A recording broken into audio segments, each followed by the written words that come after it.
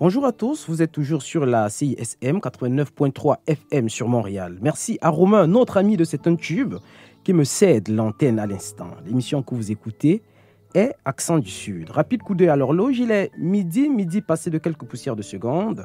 L'objectif de l'émission, vous le savez désormais, est de donner la parole aux intellectuels du Sud, résidents ou de passage à Montréal. Il peut également arriver que je m'entretienne avec des personnalités du Nord qui ont quelque chose de pertinent à dire sur les enjeux du Sud. Aujourd'hui, je donne la parole à Marc Maelchal, dont les intérêts de recherche sont cosmopolites. Peut-on dire cosmopolite à partir du Sud? Bonjour, professeur. Bonjour, William. Ça me fait plaisir de pouvoir échanger avec toi. Et effectivement, c'est pas vraiment l'accent du Sud, mais l'accent belge qui sera présent avec nous aujourd'hui, mais avec une forte présence d'étudiants avec lesquels je collabore à la recherche doctorale qui viennent d'Amérique latine pour une grande majorité, mais aussi d'Europe centrale et bien entendu pour l'Europe d'Afrique. Ces étudiants sont un peu la source de mon inspiration et c'est avec eux que je réapprends progressivement mon métier. Alors, vous êtes au Canada dans le cadre de vos activités de recherche et peut-être aussi pour rencontrer des amis québécois parce que vous allez sans doute nous le dire tout à l'heure, vous avez d'importantes attaches de ce côté de l'Atlantique ici et vous avez participé à un colloque sur l'immigration récemment à Québec. Est-ce que vous pouvez nous en parler en quelques mots?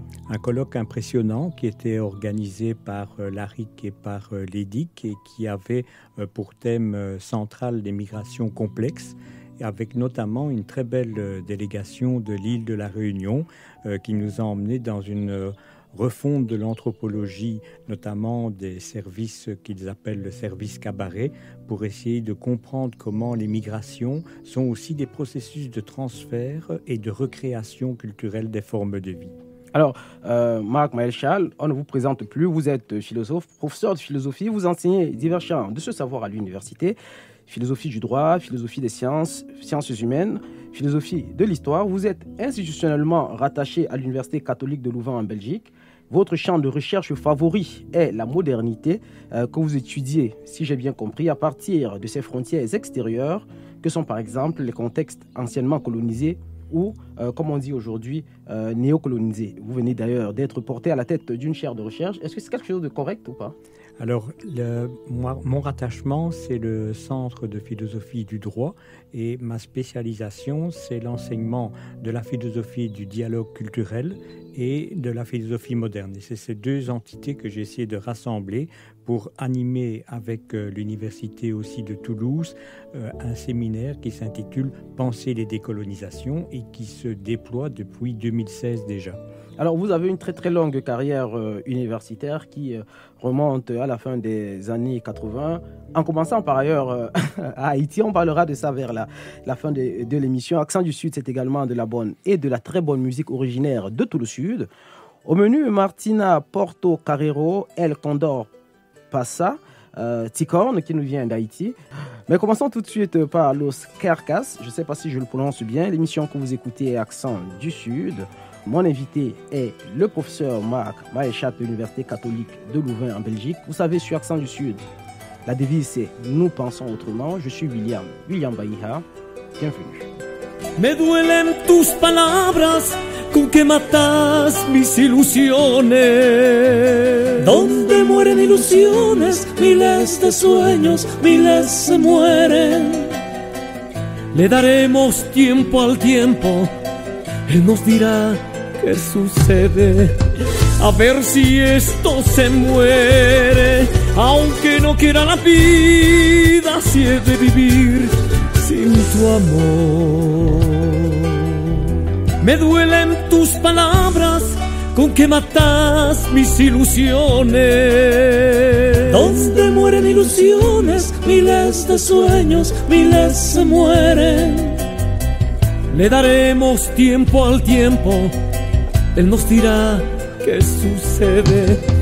A ver si esto se muere, aunque no quiera la vida, si he de vivir sin tu amor. Le groupe Los Carcas sur la CISM 89.3 FM sur Montréal.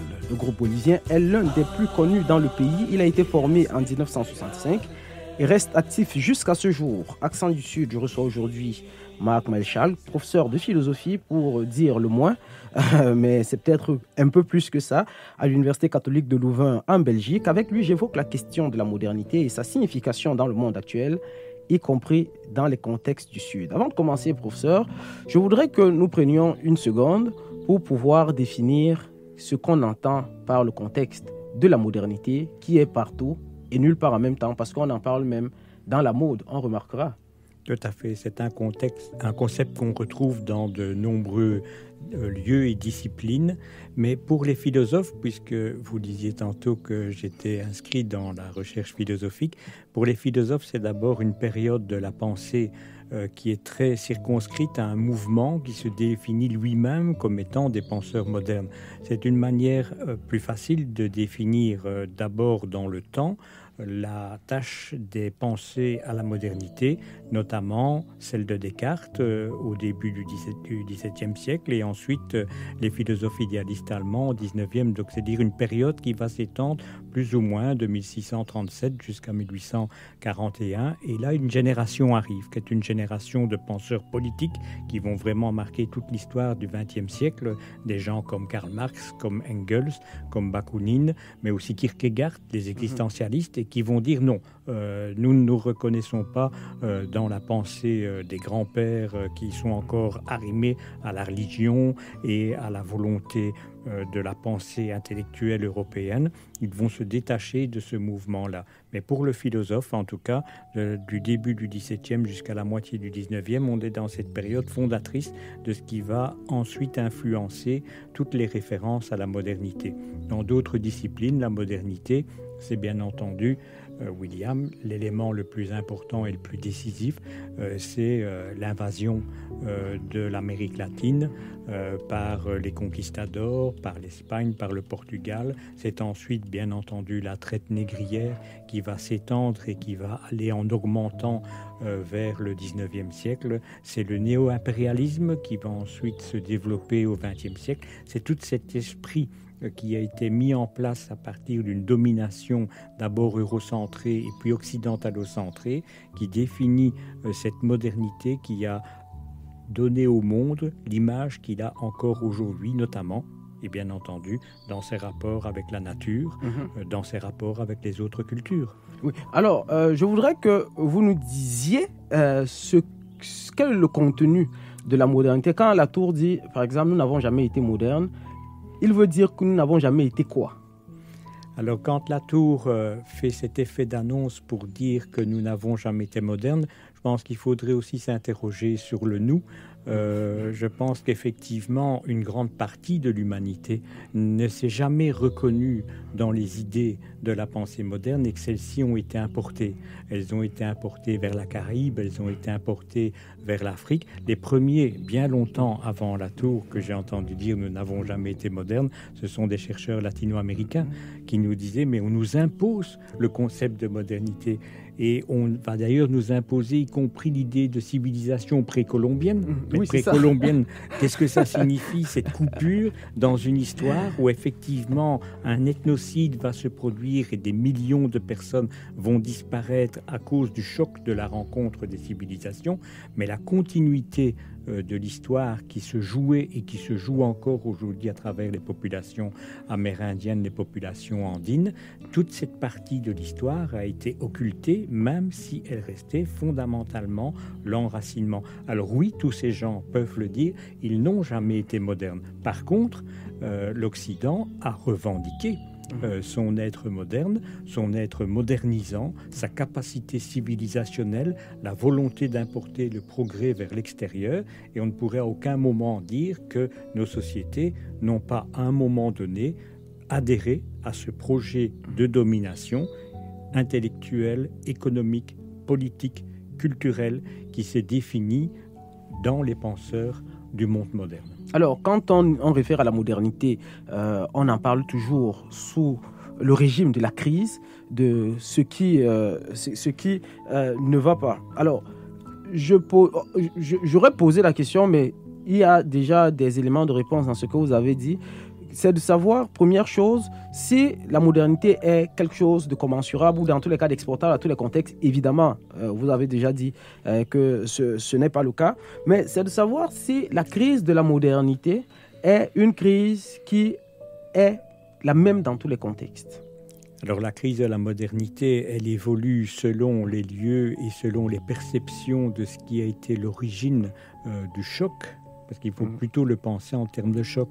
La modernité, dans l'histoire humaine internationale, c'est d'abord un choc, c'est une onde qui va se répandre à partir de l'époque de la gloire de l'Espagne et du Portugal, qui se concentre ensuite vers l'Europe occidentale, la France, l'Angleterre, qui finit par se concentrer de manière extrêmement pointue dans l'avance de la Prusse et d'une certaine culture allemande.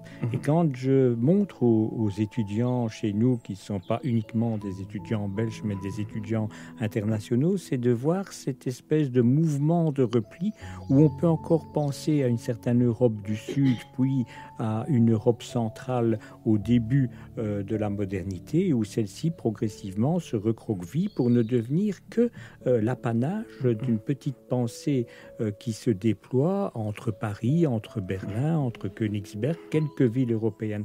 Cette crise de la modernité, elle a été ensuite mise en évidence dans la pensée européenne du XXe siècle, mais ce qui la caractérise peut-être le plus fondamentalement, c'est qu'elle n'a jamais cessé de penser cette crise comme étant elle-même la solution de la crise. Et donc elle va s'acharner à se déconstruire. C'est peut-être cette crise de la modernité qui est la plus symptomatique. C'est la volonté de trouver une sortie de la modernité par la modernité, comme l'ont fait des penseurs pourtant extraordinaires, par eux-mêmes, comme Foucault et Habermas, mais où néanmoins la modernité est toujours posée comme l'idéal qui peut se surpasser lui-même et apporter un renouveau culturel.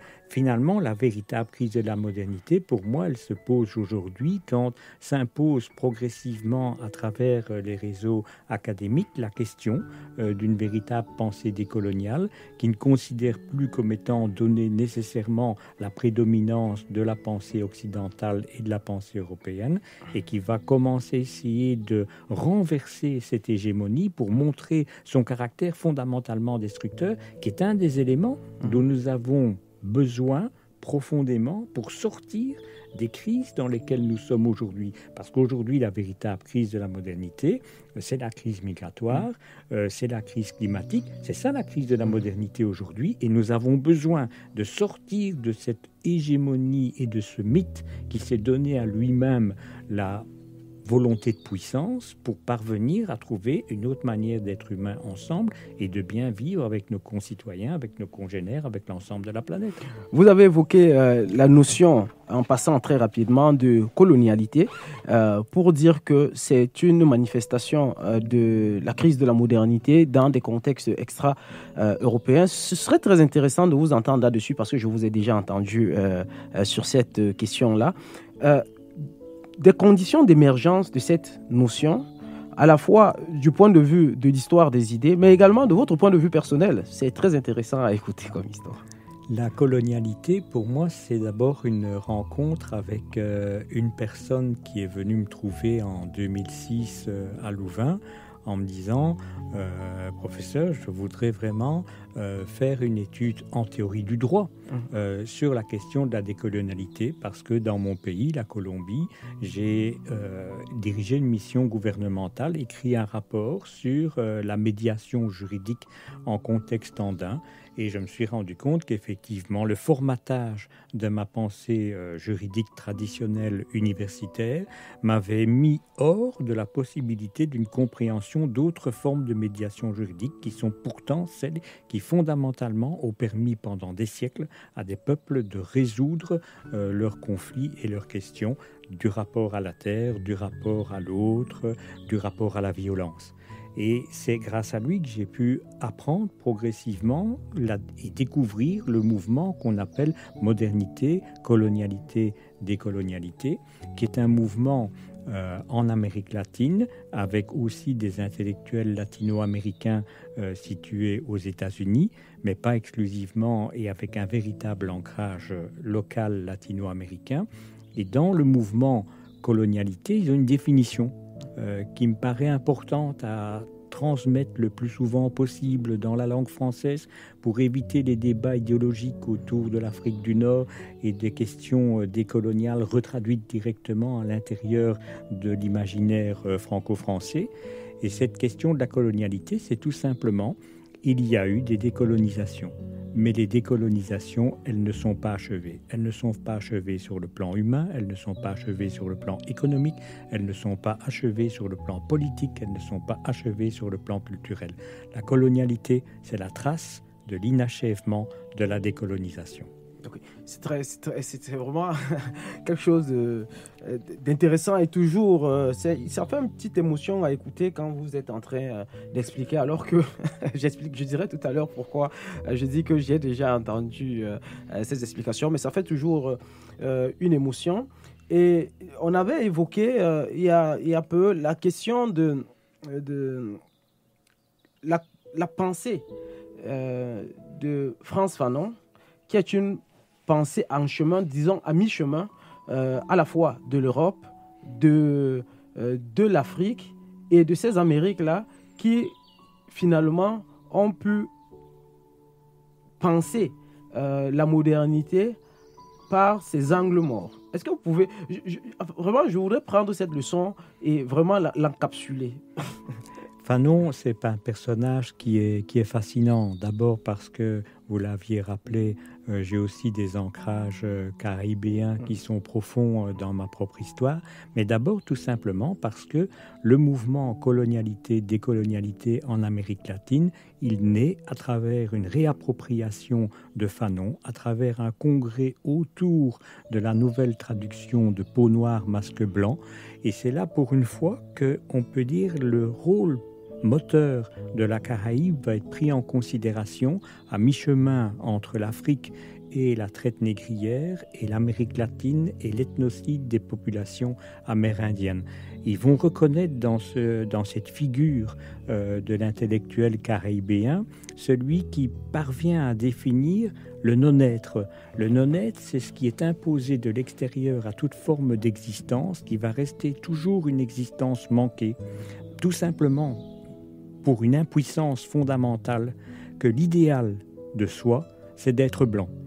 Et à partir du moment où l'idéal de soi est la blancheur et la blanchité, être noir, c'est un manque, c'est un déficit. Et il va falloir vivre avec ce déficit que culturellement, toutes les images, tous les idéaux qui sont véhiculés, que ce soit les hommes politiques, que ce soit les grands intellectuels, que ce soit les grands poètes. Et Fanon est devenu un grand poète. Il a beaucoup aussi échangé jusqu'au moment de sa mort avec Jean-Paul Sartre, qui a passé des jours entiers à discuter avec Fanon à Tunis. Eh bien, cette personnalité, elle a créé un pont entre l'Afrique et l'Amérique latine autour de la question de la décolonialité. Elle était l'impulsion, à travers aussi le fameux ouvrage « Les damnés de la terre », d'une nouvelle pensée, de la pédagogie qui permet d'achever ce qui n'est pas achevé. La colonialité, c'est l'inachèvement de la décolonisation. La décolonialité, c'est la pédagogie qui conduit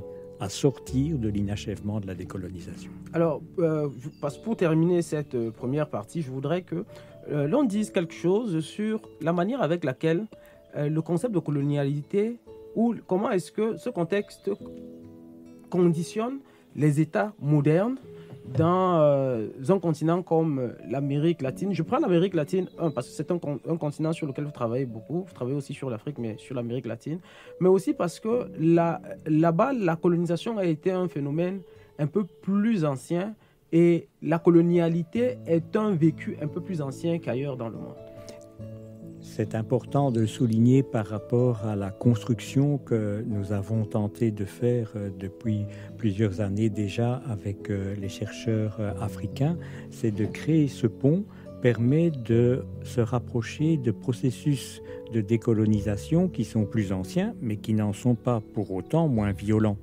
Et de montrer qu'effectivement, les blessures ouvertes sont toujours les plus sensibles, mais qu'est-ce que c'est un travail qui va permettre de guérir et de sortir de ces blessures sur le long terme, en sachant très bien que ces blessures ont laissé des handicaps. C'est vraiment le processus tel que l'Amérique latine peut l'offrir. Les décolonisations de l'Amérique latine, elles se concentrent sur le 19e siècle, une bonne partie dans la première moitié du 19e siècle, mais elles mettent aussi en évidence, dans le processus de sortie de la décolonisation, le poids de l'idéal qui est imposé à ces nouvelles nations indépendantes qui vont se construire avec l'idée fondamentale qu'il faut répéter.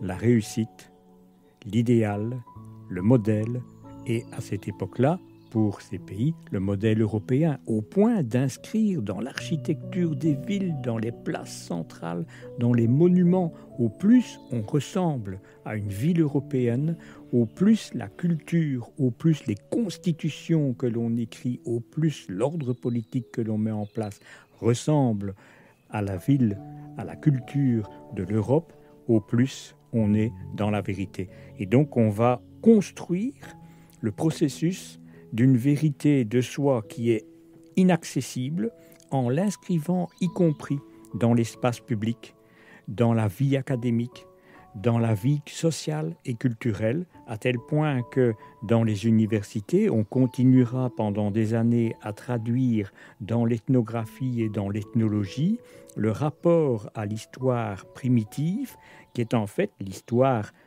vécue, réelle, de toutes ces populations, qui est immédiatement analysée comme quelque chose qui leur serait extérieur et qui donnerait l'image d'un état antérieur de développement ou d'avancement de leur culture. Donc, quelle image de soi dans laquelle toute cette Amérique latine a été plongée. Et j'ai étudié cette année-ci en particulier le rôle de la compétence interculturelle et de disciplines comme l'anthropologie et la sociologie dans la volonté progressive d'écarter toute référence aux cultures indigènes, comme malheureusement on a pu le vivre aussi, je sais bien, en partie un tout petit peu au Québec à travers toute la question des pensionnats autochtones. Mais en fait, cette réalité-là, elle court à travers toute l'Amérique latine, au Brésil, au Mexique. Il y a des études extraordinaires qui montrent qu'on a construit un concept d'interculturel. C'était pour s'affranchir de la culture primitive et donner une chance, au moins aux enfants, de se couler dans le moule d'une culture qui n'est pas la leur, parce que c'est la condition pour eux de réussir, de se moderniser, de se civiliser. Huancayo, tierra querida, desde el Mantaro vienen tus aguas con el clamor de los miles.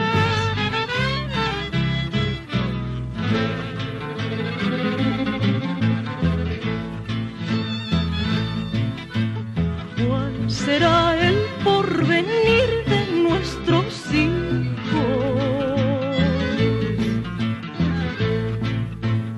Si de herencia les dejamos la pobreza,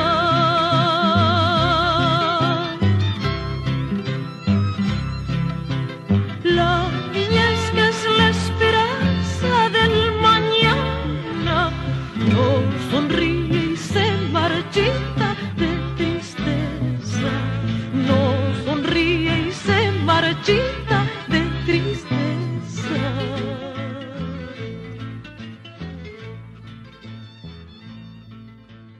Nuestra patria cada día más. Toujours à l'écoute des accents du Sud sur la CISM 89.3 FM sur Montréal. Si vous nous écoutez sur les ondes, Martina Portocarrero chantait à l'instant Clamor de los Humildes. Bon, c'est mon espagnol qui est ainsi.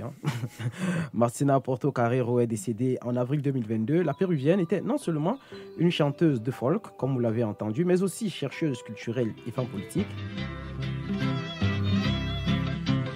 Que a pesar de tener tantas riquezas, nos convierten solo en choclos pordioseros, nos convierten solo en choclos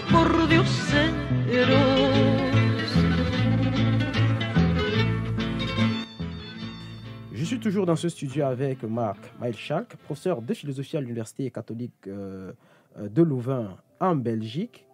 Je dis professeur de philosophie, mais c'est un peu plus quand même que professeur de philosophie. Disons intellectuel. Bon, dans le monde actuel, dire intellectuel, ça fait pousser de l'urticaire aux gens, mais c'est un peu cet intellectuel-là, ce savant, comme on disait dans les siècles, les derniers siècles. Dans la première partie de l'émission, nous avons exploré avec vous, professeurs, la notion de modernité. Et nous avons notamment parlé de la colonisation et de la persistance de la colonisation comme une frontière externe, ou dans tous les cas, niée de la modernité. Mais actuellement, vous êtes en train de forger un concept tout à fait révolutionnaire. On verra à quel point il l'est d'ailleurs et à quel point il reprend ce qui a été déjà pensé. Ce concept-là, c'est un concept de l'épistémologie des trous. Qu'est-ce qui fait trou dans une épistémologie de la modernité si elle veut être pensée? Première question. Et deuxième question, je voudrais la poser comme ça parce qu'elle vient directement à l'esprit. Qu'est-ce qui fait trou et qu'est-ce qui fait permanence? Parce que les trous veulent dire qu'il y a permanence dans quelque chose. Alors c'était important que vous reposiez, William, la question de cette manière-là parce que ça vient toujours d'une expérience, cette relation au trou. Ce n'est pas simplement une idée, c'est d'abord le besoin, dans l'approche de la pensée moderne, de voir si effectivement tout a toujours été simplement dans l'ordre de la référence à soi et dans l'autoconfirmation.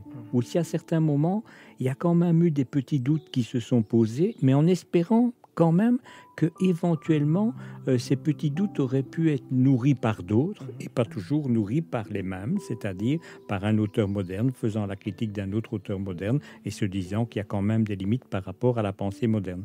Et en se posant ce genre de questions, et grâce de nouveau, parce que tout ça, ça s'apprend toujours à travers des rencontres, j'ai rencontré une chercheuse colombienne qui s'appelle Lina Alvarez et qui s'interrogeait sur l'esprit colonial de la plantation et le rôle qu'ont joué notamment au XVIIIe siècle un courant de pensée économique qui s'appelle les physiocrates.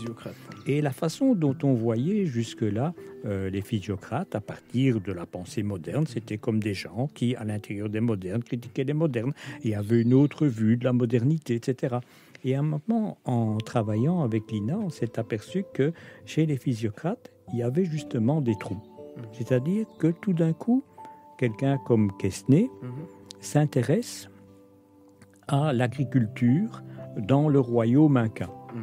Alors, on pourrait se dire, c'est comme tous les penseurs modernes, il a lu quelques missionnaires chrétiens qui sont allés se promener là-bas et il a tout simplement recopié. Mais à ce moment-là, on a trouvé véritablement ce que j'appelle un trou. C'est-à-dire qu'il s'est basé sur un témoin qui est Garcilaso de la Vega. Et ce témoin est lui-même inca. Il parle le quechua. Et quand on s'intéresse à son ouvrage, qui s'appelle « Les commentaires royaux », on se rend compte qu'il revendique son identité d'Indien, qu'il s'adresse aux Espagnols et à toutes les erreurs qu'ils commettent dans l'interprétation de la culture inca, et qu'il leur rappelle que pour comprendre l'inca, il fallait parler le quechua du XVIe et du XVIIe siècle, et que lui parle le quechua. Et il s'amuse dans ses commentaires royaux à indiquer toute une série d'erreurs linguistiques faites par les commentateurs espagnols, y compris par les missionnaires, et qui fait qu'il rate complètement la représentation et la construction de la justice dans la gestion de la question agricole, dans la gestion de la question culturelle, dans la relation des genres. Enfin, il passe en revue toute la culture inca et il construit un monde totalement différent. Et ce qui nous a frappé, Lina et moi, c'est qu'on s'est rendu compte qu'en fait, eh bien, Quesnay, il va se mettre tout simplement à l'écoute de Garcilaso de la Vega pour essayer de comprendre ce qu'il en était des Incas avant ce que Quesnay appelle la destruction européenne. Et là, pour moi, on est devant, tout d'un coup, une fracture dans la pensée. Parce que cet homme, qui est un homme d'État, tous les physiocrates sont en fait des grands fonctionnaires, des comptables qui s'occupent des territoires royaux, etc. Eh bien, tous ces hommes sont, et hommes, disons-le aussi, bien entendu, tous ces hommes sont des hommes de pouvoir. Et là, il y a une coupure. Il se rend compte qu'il est possible de faire totalement autrement, qu'une agriculture, pour le moderniser un peu, qu'une agriculture soutenable, une agriculture d'abondance est possible et qu'elle va répondre à des critères et à des paramètres qui sont totalement différents de ceux qui ont été imposés dans la gestion de la question agricole en Europe. Et ça l'interroge parce que ce qui a mis en route le mouvement des physiocrates, c'est le problème de la famine et d'une spéculation sur les grains qui a créé la misère en Europe. Et là, il se trouve confronté à une société où ces soi-disant primitifs semblaient vivre dans une certaine abondance et dans un rapport à la propriété communaliste qui n'a rien à voir avec le modèle qui s'est imposé progressivement en Europe. Voilà pour moi ce qui est un trou. C'est une épistémologie qui va s'apprendre à partir d'un centre qui est hors d'elle-même et qui la déplace par rapport à ses évidences. Si je peux continuer, oui, allez-y, William. Allez-y, je suis en train de vous écouter très religieusement, tout en réfléchissant. Allez-y, professeur. Si on veut, en comparaison avec ce trou, comprendre ce qu'il en est de la continuité, on peut se tourner vers un autre auteur que les Français adorent, c'est Voltaire. Voltaire, il s'interroge sur les réductions du Paraguay. Oui. C'est plutôt à titre sarcastique, il s'en prend à travers les réductions du Paraguay aux Jésuites. Mais précisément, là où aurait pu se produire un trou, comme chez Quesnay, vers le Paraguay, en fait, quand on lit ce que Voltaire nous dit sur les réductions du Paraguay, on apprend surtout quelles étaient les stratégies jésuites pour réorganiser le Paraguay à partir d'une vision politique et sociale d'implantation d'une puissance européenne en Europe et qui se transfère de l'Europe vers le Paraguay. Dans ce cas-là, Voltaire, même en étant sarcastique, garantit fondamentalement la continuité du même. Le Paraguay, c'est le jésuite au Paraguay. L'allemand qui rencontre le polonais, le français, mais qui à aucun moment, à quelques instants, je l'ai dit plus en détail avec les étudiants, dans le fond, on se rend compte qu'il devrait y avoir des Paraguayens quelque part, mais ils mangent sous le soleil dans une écuelle, alors que les maîtres, eux, ont pris possession de l'environnement. Et c'est cette situation où, à l'inverse des physiocrates, chez des auteurs comme Voltaire, et puis chez des tas d'autres auteurs qui vont prendre, par exemple, l'Égypte comme modèle de pouvoir, c'est l'autoconfirmation de la réussite moderne qui est la clé de réflexion sur la politique, sur la science, sur la philosophie, sur la religion. Là où, à un moment donné, Quesnay se dit « mais dans le fond, on a peut-être tout faux ». Mais pour savoir si on a tout faux, il faut que quelqu'un d'autre nous le dise et qu'on puisse apprendre d'une manière différente. Alors, professeur, est-ce que vous ne craignez pas, bon, je sais que vous avez déjà une surface intellectuelle et universitaire qui vous permet d'être à l'abri d'un certain bashing, mais est-ce que vous ne craignez pas justement de tomber dans la critique qui a été faite aux physiocrates, à Quesnay, avec Adam Smith qui a écrit après l'origine de la richesse des nations, etc. D'une part, mais également les critiques qui sont plus récentes aujourd'hui, qui sont faites au mouvement décolonial. J'ai senti que vous les avez balayées rapidement dans la première partie, et notamment au mouvement d'émancipation des épistémologies du Sud, qui sont considérés par une partie des lecteurs, des commentateurs, comme une volonté rétrograde, archaïque, de critiquer la modernité par toutes sortes de fadaises et d'imaginations qui, dans tous les cas, sont dépassées. Alors effectivement, c'est un mouvement, comme vous dites bien, William, qui relève plutôt du geste du bashing, qui parfois précisément parce que j'ai quand même une trajectoire d'intellectuel, m'étonne quand je lis des collectifs de certains de mes collègues parisiens qui se regroupent à 80 pour signer un papier qui est essentiellement une suite d'injures. Ce qui est étonnant parce que si on veut véritablement faire le travail de manière approfondie et par exemple se concentrer sur le mouvement colonialité-décolonialité en Amérique latine, qui est un mouvement parmi d'autres, et donc faisons la part des choses comme intellectuels, attardons-nous à un mouvement, on va se rendre compte qu'effectivement on est déjà dans l'ordre des 4 ou 5 000 articles, on est dans une productivité intellectuelle qui concerne plusieurs réseaux universitaires et qu'il faudrait donc prendre la peine d'analyser posément ce mouvement qui lui-même dit qu'il a déjà connu plusieurs vagues. Bien sûr. Une vague qu'on pourrait dénommer la colonialité du pouvoir, une vague qui s'est intitulée la colonialité du savoir, une vague qui s'est appelée la colonialité de l'être, une vague qui, enfin, grâce aux féministes décoloniales aujourd'hui, s'appelle la colonialité du genre. Il y a évidemment encore une vague environnementaliste actuelle, très importante en Colombie, et un auteur qui répond parfaitement à votre question, William, c'est l'anthropologue colombien Arturo Escobar, dont la position fondamentale, qui ressemble à celle, il y a des années, de Samir Amin, est celle de la déconnexion, c'est de dire nous ne sommes pas des anti, des contre, des postes.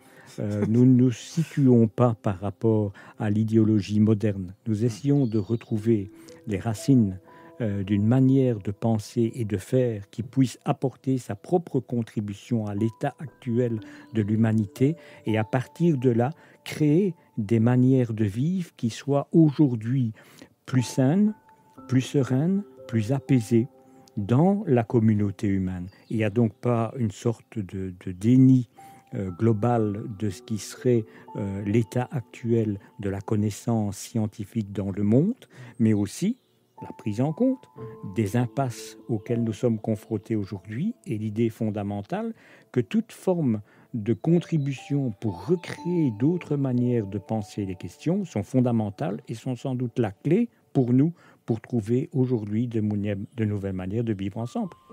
Donc, si on peut le dire rapidement en 30 secondes, c'est dire que le travail, par exemple, sur l'épistémologie des trous ou sur l'émancipation des épistémologies du Sud et émancipatoire, critique heuristique, est-ce que c'est une question, est-ce que la question se pose en ces termes-là ou bien ça ne se pose pas du tout, l'enjeu étant juste de savoir?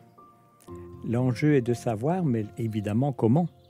Et ce que une des voies, n'est pas la seule, mais une des voies qui est proposée par ce type de mouvement, celui que j'analyse également et que je soutiens notamment à travers l'épistémologie des trous, c'est la nécessité d'une contre-pédagogie. C'est de dire que notre monde s'est endormi dans une phase de répétition et d'autoconfirmation où pour lui une normalité s'est imposée à travers cette forme de répétition, où il est acceptable de voir des milliers de personnes mourir dans les mêmes océans où sont déjà morts dans le passé les gens du commerce triangulaire. Est-ce normal de trouver qu'aujourd'hui, c'est acceptable que des milliers de personnes dont on ne connaîtra sans doute jamais l'identité ni de l'ombre disparaissent pour différentes raisons migratoires à l'intérieur des océans, jusqu'au point de voir des bateaux de garde-côte détruire des navires de migrants et ensuite de s'en retourner toujours pour s'en prendre aux passeurs, alors que nous avons une responsabilité d'humanité, que ce soit en Europe ou en Amérique du Nord, comme dans tous les pays du monde, et une responsabilité fondamentale d'humanité par rapport à ça. C'est une incapacité épistémologique à poser les véritables questions qui fait que nous vivons un déficit éthique dans nos sociétés contemporaines. Et la problématique de la décolonialité, elle tente précisément d'offrir une voie épistémologique qui est de nature contre-pédagogique et qui tente d'ouvrir de nouvelles avenues pour rencontrer les défis éthiques qui ont été occultés et normalisés dans les pathologies de la modernité.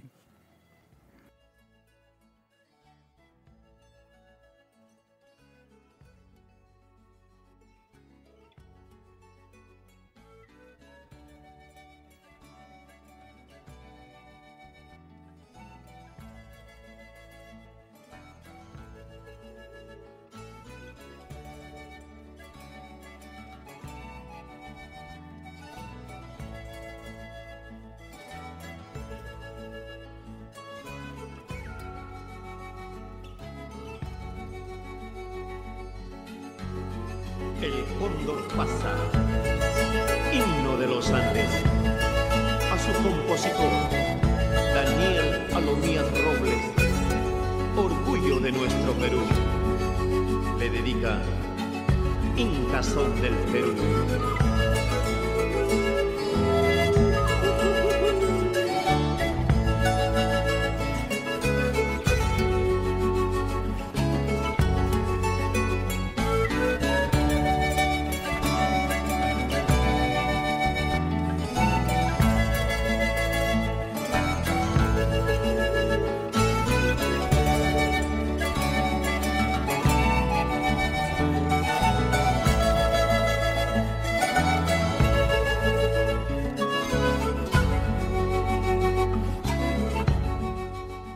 Inca de El Condor Passes sur les accents du Sud, diffusé sur la CISM 89.3 FM sur Montréal. El Condor Passes est une œuvre théâtrale musicale classée traditionnellement comme zarzuela, d'où est extrait l'air de la célèbre chanson du même nom que vous venez d'écouter. Toujours dans ce studio avec le professeur Marc Melchak de l'Université catholique de Louvain en Belgique. Alors professeur, comment est-ce qu'on peut vous classer? Parce que quand je vous écoute, je disais tout à l'heure que vous êtes un savant, au sens le plus neutre du terme.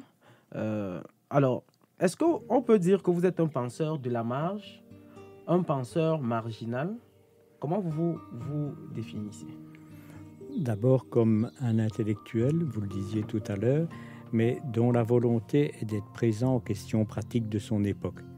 Donc là, le quotidien de mon existence, je partage mon temps de recherche, et c'est la réalité depuis 30 ans, entre d'un côté une recherche intellectuelle universitaire avec des réseaux internationaux, et de l'autre de la formation d'adultes. Une présence à des organisations sociales qui sont elles-mêmes en première ligne à l'intérieur de la société. Et c'est ce lien entre ces deux éléments qui, pour moi, sont la clé de toute posture intellectuelle dans la société, c'est-à-dire de pouvoir garder des lieux de remise en question et d'apprentissage de soi, ce qui permet alors d'avoir cette attitude d'apprenant à l'égard de ceux qui sont en formation dans les cadres de formation d'adultes, et de la transporter aussi vers les chercheurs qu'on rencontre, parce que vous l'avez compris dans l'entrevue que William a eu la gentillesse de faire avec moi, si je n'avais pas rencontré un jour Juan Pablo Bermudez, si je n'avais pas rencontré un autre jour Lina Alvarez, si je n'avais pas rencontré Oleg Bernas de Moldavie, mais ces apprentissages, ils ne se seraient jamais faits, parce qu'effectivement, ils ont permis progressivement de trouver mes évidences et d'aller vers de nouvelles formes de réflexion intellectuelle qui seront toujours des réflexions co-construites. Et donc, si on ne met pas ensemble en place de nouvelles conditions de productivité des savoirs, mais que les savoirs sont exclusivement garantis par des processus d'autoconfirmation et d'autoreproduction, nous contribuons à un aveuglement collectif qui nous conduit lentement vers, peut-être même moins que lentement, vers la disparition de notre humanité.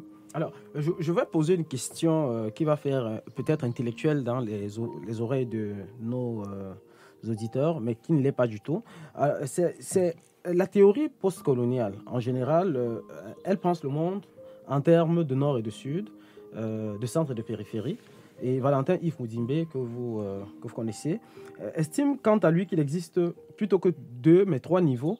Donc, le projet de la modernité occidentale, les contextes précoloniaux extra-européens, si on peut dire précolonial, dans tous les cas, ces contextes qui ont été trouvés par la modernité occidentale, et la marge, c'est-à-dire l'espace intermédiaire où sont coincées les populations, les cultures, les savoirs colonisés, donc qui n'ont pas vraiment perdu de leur contexte précolonial, mais qui ne sont pas arrivés à l'idéal de la modernité telle qu'elle a été postulée. Alors, dans ce chemin, le Nord serait ce qu'il y a de central, tandis que le Sud serait davantage dans la marge. Alors, quel est votre avis là-dessus quand on applique cette lecture de Mudimbe que moi je partage dans mes travaux doctoraux?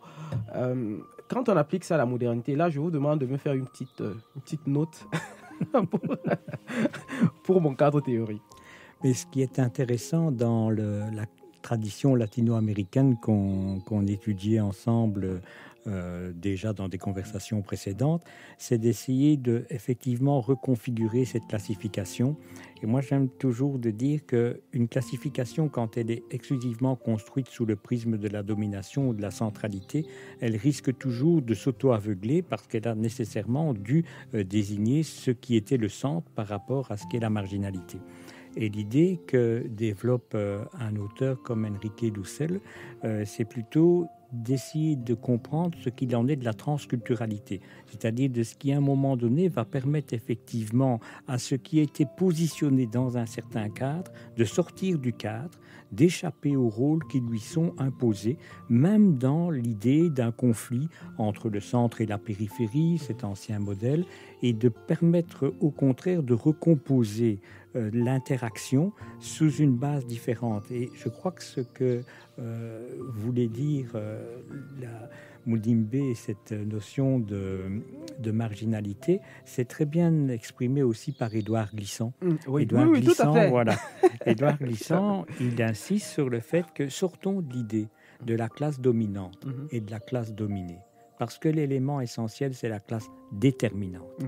La classe déterminante, c'est celle qui a effectivement accès à ses propres racines, qui essaye de reconstruire un temps sans que ce temps soit lui-même dépendant de la filiation, mais qui peut effectivement produire une multiplication des lieux.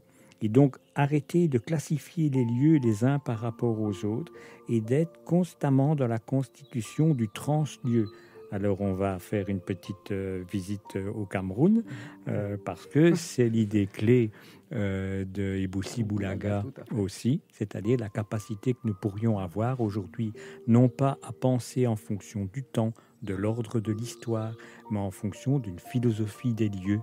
Et que cette philosophie des lieux nous permet de nous déplacer de la Caraïbe, ce qu'on a fait aujourd'hui grâce à vous, de déplacer de l'Afrique à l'Amérique latine, de l'Amérique latine à la Caraïbe, de revenir vers l'Europe, vers l'Amérique du Nord, en disant à chaque fois nous sommes certainement dans des temporalités, dans des vitesses, dans des régimes d'historicité d'Yartok qui sont différents, mais qui précisément doivent se considérer, alors je reviens encore à mon ami Glissant, en remettant le temps à l'infinitif.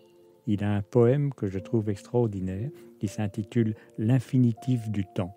Et après, m'a dit « Mais pourquoi ce titre ?» Je me suis dit « En fait, c'est absolument génial. » Et il nous conseille de dire « Remettons le temps à l'infinitif et laissons les différents lieux conjuguer leur temps. » Et c'est à partir du moment où il y a une pluralité des conjugaisons du temps que l'on peut effectivement reconnaître chaque lieu dans ce qu'il peut apporter dans un dialogue, ce que Glissant appelle le fameux dialogue du tout monde. Je ne pense pas que ce soit une espèce d'universalisme mondialiste abstrait comme on l'a souvent compris en lisant Glissant. Je crois que c'est une vraie philosophie de la relation, ce qu'il appelle l'archipélisme, une philosophie de la relation. C'est un travail extrêmement difficile qui demande de trouver un équilibre en sautant d'un lieu à un autre comme on l'a fait ensemble, mais c'est pourtant la condition fondamentale pour échapper à la prédominance de la centralité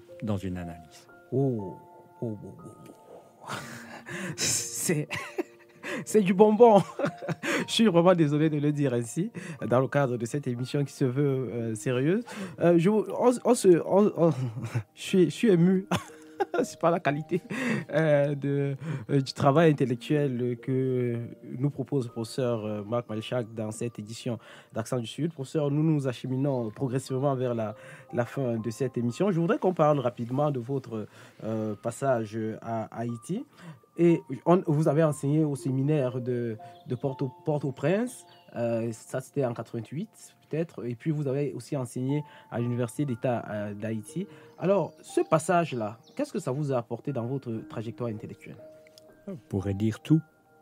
Tout parce que je me suis déplacé vers la Caraïbe précisément parce que je voulais quitter l'Europe et trouver de nouvelles manières d'être, de construire, de vivre ensemble et de penser collectivement.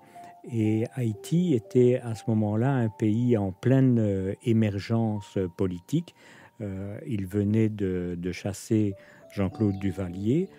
Tous les espoirs se tournaient vers la théologie de la libération, vers un mouvement émancipatoire, ce qui a conduit aux élections de décembre 90 et à l'arrivée au pouvoir de Jean-Bertrand Aristide en 91. Et ce qui était extraordinaire, c'était de voir à la fois la mobilisation de la diaspora haïtienne et la mobilisation de la paysannerie haïtienne. Donc c'était deux mondes totalement différents qui se rencontraient et qui, en 1988, ont posé un acte extraordinaire qui a d'ailleurs très impressionné les Nicaraguayens. C'est la grande mission d'alphabétisation qui était lancée par l'Église, par toutes les forces progressistes, parce que la paysannerie avait ce leitmotiv dans la bouche qui était désormais ce qui nous empêchait de parler. Babouquetla en créole, Babouquetla tombé, c'était tombé et on pouvait enfin parler.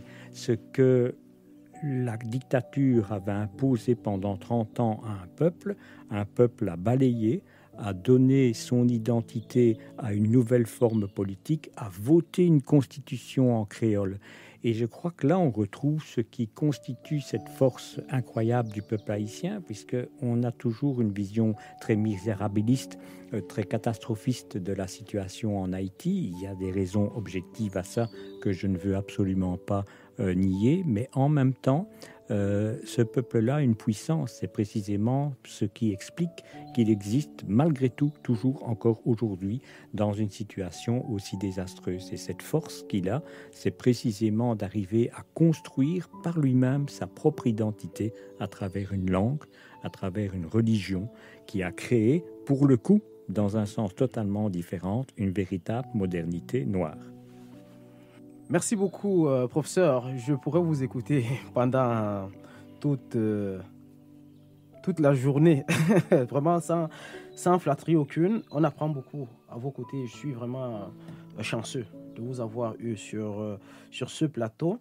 Je vais vous passer maintenant Ticorne qui chante Haïti, pays de rêve, une chanson qui était à la une à Haïti à la fin des années 1980, autour des années 1987. Ah, qu'il est bon, qu'il est doux d'être vivant près de vous, bien au chaud, détendu, l'esprit qui est rigolant sous le ciel d'Haïti. Oui, je l'avoue, j'en suis fière, j'en suis folle, Dieu merci, et je chante. Oui, parmi tout pays que me connais sur la terre, seul Haïti original et sans pareil, paradis sur terre, pays de rêve, yon ciel de paix côté l'argent, parti bonheur côté tout monde, c'est monde tout monde. Levé grand matin, garde tout monde comment y a vivre, zami comment y est, et tout monde est la caille. À nous pas qu'on qui grand bonheur gain Haïti, l'autre a fait zam pour yo tirer tout frère à yo. Nous n'a pas combien de gagé manioc, n'a joué guitare frappé tambour, fait cœur content en papier bois sans cœur sauter. Chaque jour qu'on t'y poule, n'a dit bon Dieu nous grand merci, nous gagnons trésor dans la paix paradis. Dans beau pays qui soi-disant civilisé, crime pour chaque jour, c'est pas centaine yo contrôlé. Ambition, l'argent fait que tout le monde perdu bonté, vini sauvage, vive sans pitié que yo bien du tant pis pour l'autre. Accent du Sud tire à sa fin. Merci encore, professeur, d'avoir accepté mon invitation. Merci infiniment, William, c'est un grand plaisir. Et je voudrais quand même vous rendre hommage parce que vous avez accepté de reprendre l'enregistrement. Nous avons eu un important problème technique alors que nous avions déjà fait la moitié de l'émission et ça montre votre grande humanité, votre grande humilité. C'est vrai que le thème humilité, je n'aime pas vraiment beaucoup parce que quand on mérite d'être célébré, il faut l'être célébré. Mais vraiment, vous avez fait preuve d'une grande humilité et je vous dis merci d'avoir pris le temps de nous enseigner et puis de dire quelque chose aux auditeurs de la CISM et d'Accent du Sud. Merci à vous d'avoir été en notre compagnie. Bonne nouvelle pour vous qui écoutez l'émission. Vous pouvez retrouver ce programme sur l'ensemble des plateformes de balado. Ça a été long à faire, mais je l'ai fait cette semaine. Vous pouvez bien sûr continuer à nous écrire sur notre adresse accent du sud cism@gmail.com. Accent du Sud étant bien entendu au pluriel.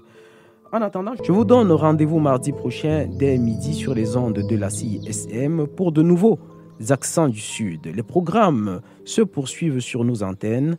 Je suis William Bayha. Au revoir.